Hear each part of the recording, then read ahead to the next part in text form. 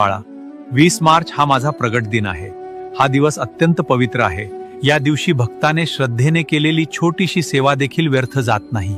या दिवशी सकाळी स्नान करून आपल्या घराच्या मुख्य प्रवेशद्वारावर हळदीचे पाऊल काढा आणि आंब्याच्या पानांचे तोरण लावा. त्या क्षणी माझे पवित्र आगमन तुमच्या घरात होईल. सायंकाळी देवघरात गाईच्या तुपाचा दिवा लावा आणि शांत मनाने माझ्या मंत्राचा 108 वेळा जप करा. त्या जपामध्ये तुमच्या मनातील भावना आणि इच्छा मला मनापासून सांगा.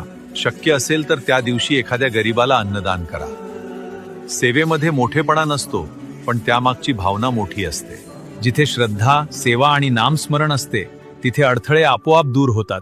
मन शांत ठेवा. आयुष्यात कितीही अडचणी आल्या तरी श्रद्धा आणि नामस्मरण सोडू नका. जे मनापासून माझे स्मरण करतात त्यांच्या जीवनाचा मार्ग मी स्वतः सुकर करतो.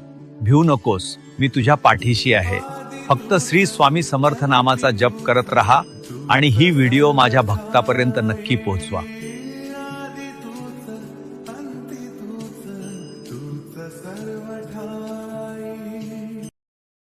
Download ShareChat.